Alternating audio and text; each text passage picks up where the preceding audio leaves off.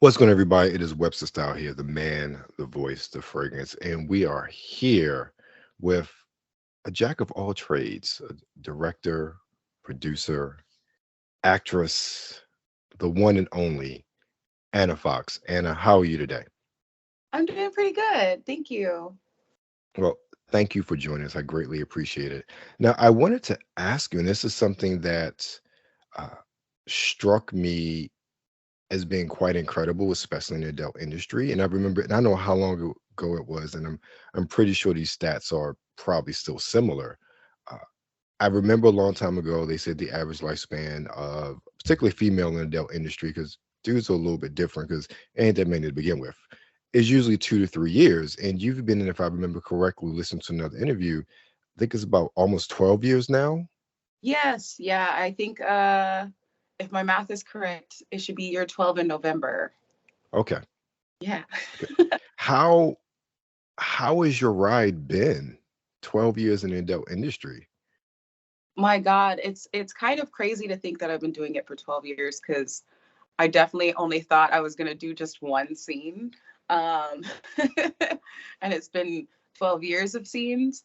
But it's been a kind of really cool evolution of like my performances and like myself on the same part. It's been a really fun ride, and I'm so happy that I'm here on the train. That's awesome. I think, and especially as a woman of color, I think that's even more admirable because at least I say common knowledge of the industry. Most people think of women, particularly who have had longevity. Uh, they've always been Caucasian. They are always the ones who have kind of ascended porn stardom, so to speak, with regards to popular culture. Now, obviously, there are women with people of color that I'm familiar with, probably more so from '90s, 2000s, that era that um, had long careers. But in Yeah. general, you don't typically hear, especially women of color, really being in the industry 10 plus years. So I think that's really incredible. And I want to ask you about that particularly. How has the shift in the industry, or what kind of shifts in the industry have you seen in the past 12 years?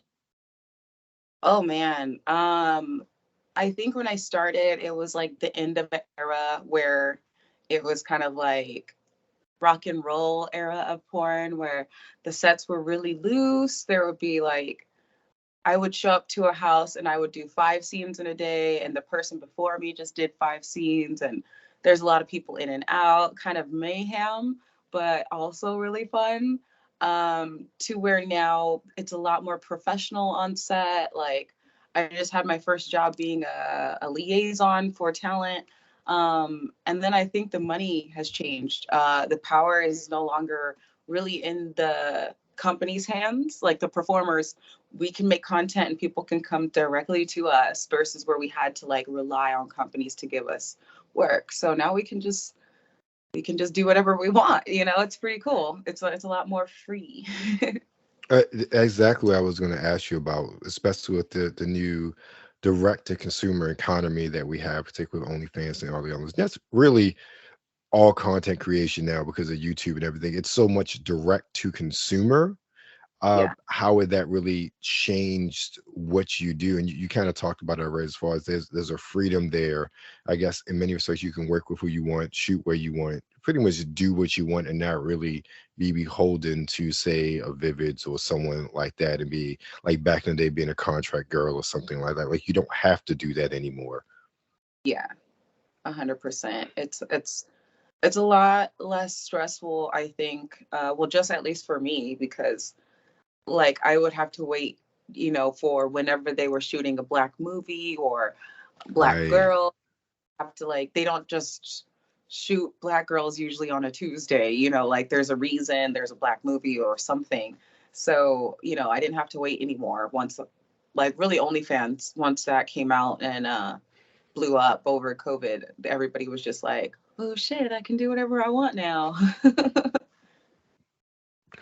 Right. Now, one of the things in preparing is that I ended up listening to a lot of podcasts from you, and or with you, not from you.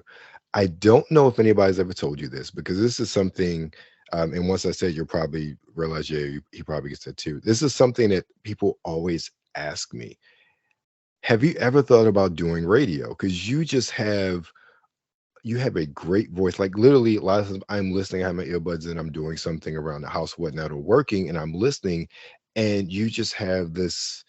I mean, obviously, sensual voice, but it's just soothing, seductive, and it's just you can't help but want to listen to everything you have to say. Thank you. I actually used to do a radio show on Vivid. It was Okay. Sirius 791, and I had a show every week where I would take callers and then I would just come up with like topics and fun facts to talk about. But it was, I didn't realize that there's so much people that expect phone sex, and I am not good at that.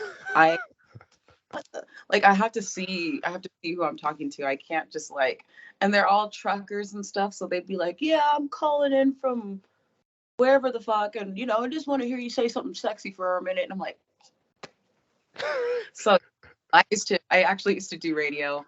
I think about having like my own podcast all the time, but I think I have to retire because my opinion would probably get me less work.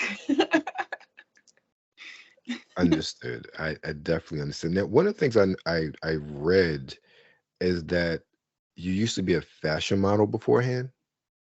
I Yeah, I tried mainstream modeling for a while, and Jesus, like you really have to have confidence for a lot of things in life, and I just did not have the confidence at all. Nope, nope. It was bad. I can do Okay. it now. Back then, I was terrible at a lot of Right. stuff. I, I think we all are a bit more confident by the time we get to our 30s and 40s compared to our early 20s. Yeah, yeah. I tried modeling when I was like in my teens and in my early 20s, and I just could never like land it because like I wasn't prepared or trained for modeling. I just like people tell you like, "Oh, you're pretty," so I was like, "Oh, I'm pretty. I just showed up." So, that doesn't really get you the job, but it'd be cool to try now to do some. I've done some runway projects, but like the real deal stuff. Right. I understand. Let me ask you about directing. How did you get into directing? Um, that's kind of a funny question because somebody just asked me if I would direct a movie one day, and I had never thought about it. Um, I'm not very good at writing, but I can tell a story. Um, so I just got my first opportunity back in 2017. Gosh, dang it, that's makes me feel old. Yeah, 2017, and then during COVID, before COVID, I got the opportunity to start producing for Playboy. And in between those two gigs, I've had like little sprinkles of directing and producing here and there. And I guess I'm pretty good at it. I like what I do. So to be able to make something that gives people the feeling of my art is kind of awesome. Like people are getting boners. And, and you talk about that, and that actually is something that I came away very impressed by you. Was by your acting, like your acting, not so much the adult content. One of the things, and this is kind of a running, running joke as far as adult actresses and the whole stereotype of like this horrible acting, and then you hear the cheesy music come on.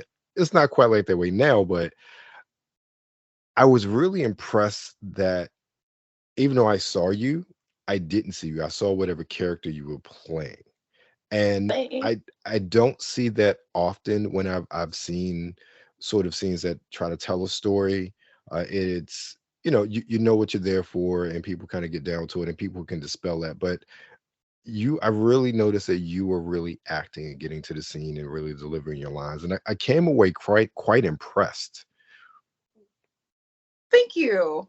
Well, it was different. It was very refreshing. One of This is a long, long time ago. One of the things one of my friends of mine he talked about this is probably circa 2000 ish or late 90s, early 2000s. It's been quite a long time since we had this discussion, but that was really kind of where we started to see the shifting from the actual longer form formats to the scenes. Um, Yeah. and he lamented on the fact that nobody acts anymore. They're on any movies. Like it's all just a bunch of scenes put together on a videotape, and and then couple years later you had, or in that time you had pirates. So you had some things that kind of stood out, but he lamented on that. And I thought about those conversations we had so far back then when I saw you and they're like, she's really acting. I hear so many uh people talk about performing, but they talk about the intimate aspects of it, not so much the acting aspects of it. And I really came away I say it again, but I really came away impressed by them. Like, oh, okay. And I know that you had that part in Tangerine. Are you looking to do any other mainstream acting? Yeah, I like acting because it's fun. Like they do give you pretty cool characters to portray. I've done a couple. I was just in the Lakers documentary, The Winning Time.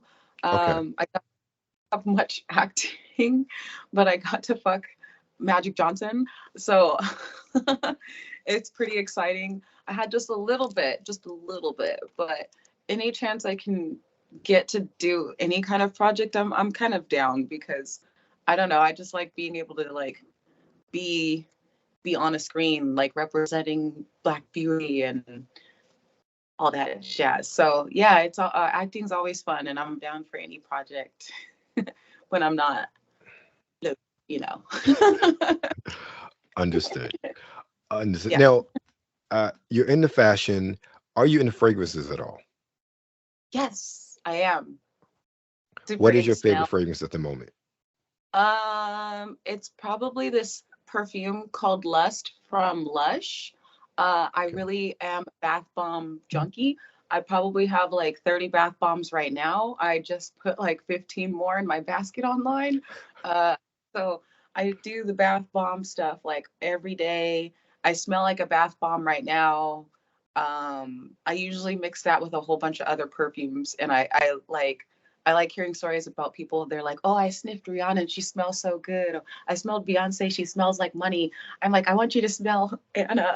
I want to be one of those legends where they're like, "I sniffed her and she smells great." So I'm, I'm always perfumed up. I understand. I am all about fragrances myself, and there are too many bottles over there to count at the moment. So I always have to ask that question.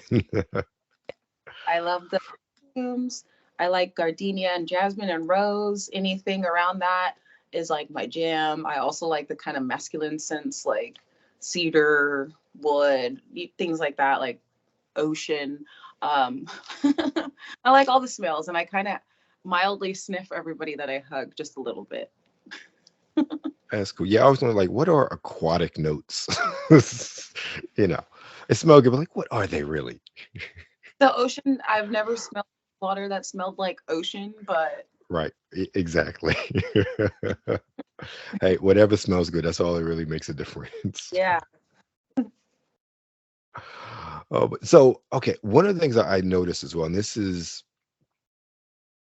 I don't know how interesting, but not interesting as far as different, but you have been nominated for a couple T awards as well. And one of the things that I have seen in the industry is in many respects a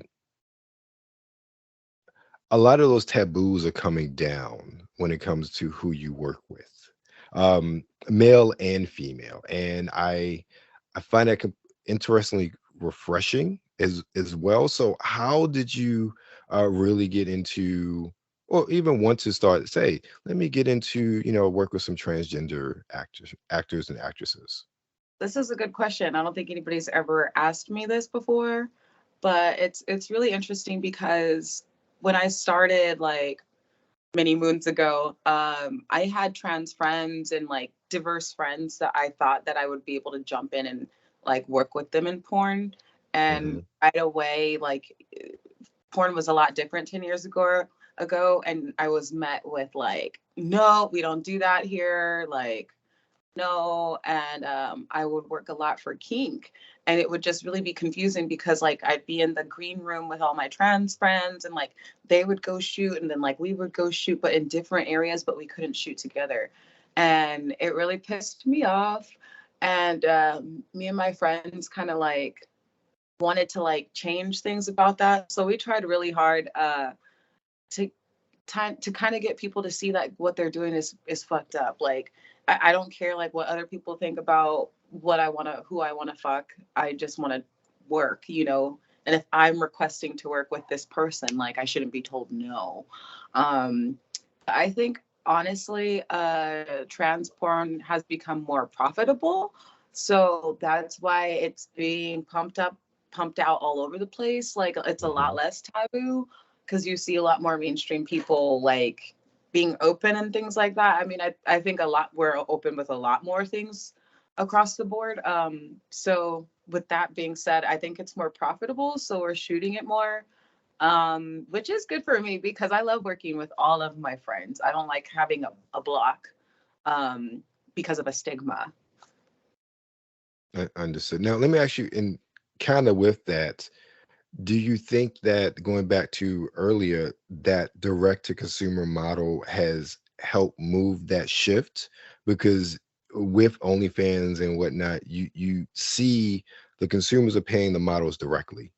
Hmm. And when they're able to get their content from the models, companies would, in many respects, be stupid not to jump on the bandwagon and to make similar content. I definitely agree. I think with the whole shift in porn, with the power being in the performer's hands, you know, you'd be crazy not to jump on the bandwagon. So I, as shady or as shitty as the past of it is, like I'm very happy for this shift because Mhm. I think if there's to shoot in porn, no matter what you look like or what you identify for, or it, there shouldn't be any limitations, you know, as long as you're a respectful human being. I totally agree. You know, who you want to work with is who you want to work with. Yeah. And the market, like with any product, the market will decide whether or not it makes money. And if it doesn't, okay, maybe we shouldn't do that again. And if it does, we should keep doing it. That's To pretty keep much doing how it. it happens. Right. Everybody on OnlyFans is making money for a reason. So, Right. you know, maybe like the formula that people are sticking to doesn't work for everybody. Like, I Hmm. think a lot of companies are afraid to switch up the formula. You know, like you can see a porn scene and tell right away sometimes what the company is. You know, by if the girl is like, "Oh my God, I've never seen a tit Yes. before." You know exactly what that is. But if they were to switch it up and create some new content, then it would be, you know, pretty. It would be awesome. Maybe you might get some new followers, maybe some new fans. Yeah, it's like I'm just thinking out my head, like, yeah, you know a Brazil scene when you see one, you know a North American scene when you see one. They have a certain formula, cinematography, yeah, totally, yes. I've played so many virgins. It's Now, this is something I had a conversation with Zorilla Skies a couple weeks ago, and I want to ask you this. You may not see it now, but were you, kind of what you said, like, was it hard in the beginning from being typecast? Yes. I really thought my little visitor here. Um, I really thought that I think when I was new, I was just kind of like dumb to everything. Like, you know, like if Mhm. you like, would be at a new job, like you don't know how to work the register or whatever.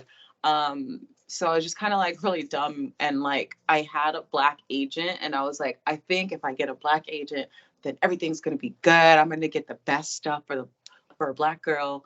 And then my first year of scenes, like it went like where I could tell that the scene was obviously racist to where I thought it wasn't, and it would be titled racist, and it would be just a shift of those. Like if it wasn't titled something outrageous like black ass bitches volume 4, then there's like Confederate flag or something like that.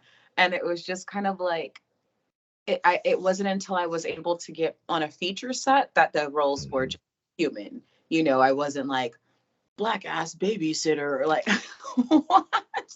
You know? Understood. And like the titles and the themes, like they always pissed me off. Like you can tell the difference between like the budgets for the scenes, you know, like this set doesn't have water. This one has catered shit, you know? So they treat you differently when you're shooting it and when it's produced. Like people love to pop up like, oh, you did the shitty porn. And I'm like, I know, but there was what other opportunities were there? And I thought like porn was so taboo anyway. What's so Right. bad? Like we're fisting people and whatnot. Like the title's probably not the worst thing going on here. Understood. Now, I'm asking you a question. I think I heard on a previous podcast talk about like your top five, and I felt like the question is more directed to like current or even people you work with.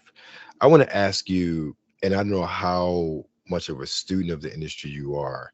If you had, say, a Mount Rushmore, you don't have to be limited to four of the industry, who would you put on that Mount Rushmore? Oh my gosh. Okay. Like of my favorite people. Yes. Yeah. Okay. That's pretty easy. Man, these guys have such nice butts too. I have to put my Johnny Castle up there, my Isaiah Maxwell, Ricky Johnson. Let's see. I really love Jessica Ryan. This girl, she's like my underdog. She be just fucking the shit. She's so good. And then I'm gonna sneak in Skin Diamond because she was also a really fun person that I got to fuck. Oh, and then one more woman, Naomi Banks. Oh, that's a pretty good mountain. That's a pretty good mountain. Yeah, especially with Naomi. Yeah, there too. She should actually be on the top of the mountain. She's like, I was just like stupefied when I worked with her. Stupefied. Understood. Now, are you looking to shift more? I mean, no. How is it?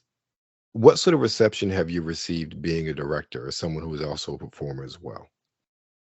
Um, it's kind of hard because on one hand, like the criticism from what I got of my product is really well, but a lot of girls want to work for Playboy, and I don't think they realize like how limiting it is. Like I'm not the producer. I'm like one of eight, and I'm Hmm. also like the newest producer. I'm the only self-made producer. So I have a lot of limitations that I'm working with, and I can't shoot people that frequently. I also fundraise for my shoots. So I will pay everybody on the same day of the shoot and I will get reimbursed from the company just because I don't like payroll. I prefer if I see a pussy, you should get paid. So um Makes sense. been- it's been a good ride. It's been a fun journey that I'm excited to like continue on. But with everything, every second I like mention it, like I get like a wave of girls. Well, I would love to, and I'm like, I got a list, and I'm checking it twice. Understood. Now, let me ask you this, again, with the directing, do you see maybe transitioning full time into a director or maybe in the next couple of years? um, no. Okay. I like the way I look, and I like taking pictures of myself, filming myself, all that jazz. And there's so many fun people that there are to sample. So I feel like as long as I remain looking like a human, I'm gonna Hmm. I'm gonna film it. So I'll definitely Understood. do more producing and directing, but nah, I'm gonna always put my pussy on the internet. And I'm sure there are a lot of people out there who are like, thank you, thank you. Yes. So I have a question for you. This is maybe a bit more personal, not like super personal, but do you have any hobbies? Oh, yeah, kind of. I really like making charcuterie for my friends. Oh, Uh, okay. I think I'm pretty good at it. I like to read the room and like learn people's dietary restrictions. My aunt and uncle are chefs. I grew up cooking in my family of a bunch of people, so I'm pretty good at cooking. And charcuterie is like cheating, not actually cooking, but people think you did. So Mhm. really fun. I really just like hanging out with girls, and as long as they have like something that smells good and or glitter, that's pretty much my hobby. Those are very simple requirements too. The simple life, like I'm just chilling. Yes. That sounds great. Look, everything should be simple. That's how it really should be, and it's awesome to hear that it's just simple. You're enjoying life, and I am really impressed with you and your accomplishments, especially to be in the industry for so long and to make as many moves as you have. That's really impressive. I'm gonna give you a Thank you. round of applause for that. That's really awesome. Thank you. Well, it has certainly been a pleasure, Anna. Anna, tell everybody where they can find you. You can find me on Twitter at ANAFOXXX. My Instagram just got deleted for the fifth time, so I don't know what name I'll put on there. But if you search Anna Fox, make sure it's not a scammer. All right. Well, Yep. thank you, Oh, and Anna. Oh, yeah. there's the OnlyFans at Anna Fox, and then I have Playboy Centerfold if you just want to see me look sexy. But yeah, that's up to you.